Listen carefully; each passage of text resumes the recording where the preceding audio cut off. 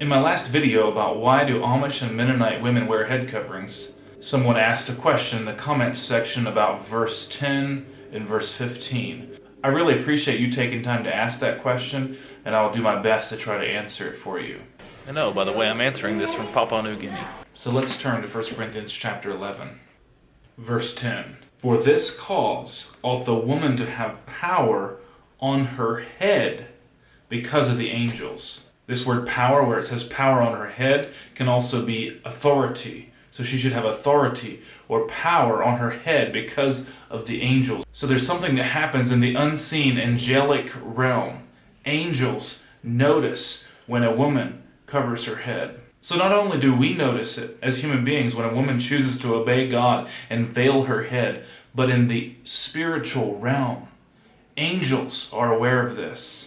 And because of that angelic presence and angelic awareness, there's power on the head of a woman.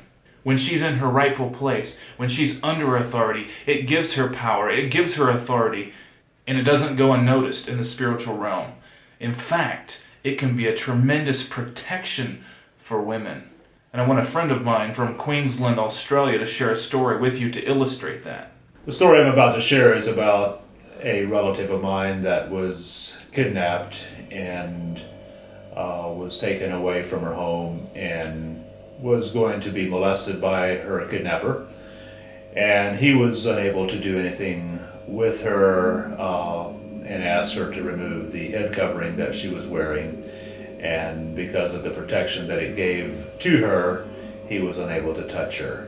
Like, did he recognize it was the head covering was a hindrance somehow? It was a spiritual battle seeming to happen there, that there was a protection surrounding her, that she was protected by that head covering that was on her head. That's amazing.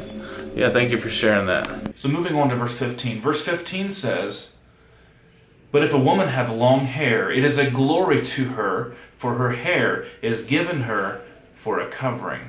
Now, if you just took verse 15 and let it stand by itself and read the phrase from there that says, her hair is given her for a covering, it would almost sound like all the woman needs to do to wear a covering is just wear her long hair. But I want us to pay close attention to the context in which this verse occurs. So let's back up to verse 13. So in verse 13, Paul wants them to engage their mind, to put on their thinking cap. He says this, judge in yourselves. Is it comely that a woman pray unto God uncovered? I mean, it's supposed to be obvious to them. And then verse 14, does not even nature itself teach you that if a man have long hair, it is a shame unto him? So nature is supposed to be teaching us that if a man has long hair, it's a shame unto him. But if a woman has long hair, it is a glory to her, for her hair is given her for a covering. So what I see here is that Paul has already made the case that a woman should be covered. And then he moves on into several reasons why she should be covered. And in one of those reasons, he appeals to nature. Doesn't even nature itself teach you? And if you stop and think about it, yeah, most women don't prefer to have their heads shaved. It's kind of, in some senses, a shame for a woman to be shorn or shaven. Generally, women like to have long hair. And the Bible says that's a glory to her. And it says that nature gives her long hair as a covering. Nature gives woman a natural covering to show that she should be covered. So nature's covering isn't the only covering that a woman should wear, but it is a natural covering given by nature to show that she should be covered, that she should actually wear something on her head. And that's what verse 6 is talking about when it says that if she's not covered, let her also be shorn. Because if she isn't going to let nature teach her, nature is teaching her by giving her long hair that she should be covered. If she isn't going to get the message from nature and cover her head, so she's not going to cover her head, she should go and remove what nature has given her as well.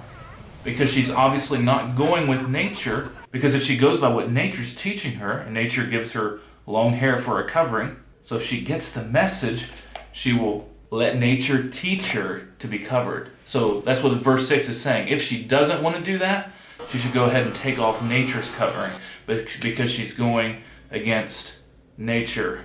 But if it is a shame for a woman to be shorn or shaven, in other words, it's true that nature is teaching her she should be covered, then let her be covered. So I hope that helps to answer some of your questions about verse 10 and verse 15. And thanks so much for asking. And if you have any more questions, please feel free to ask them in the comments section below.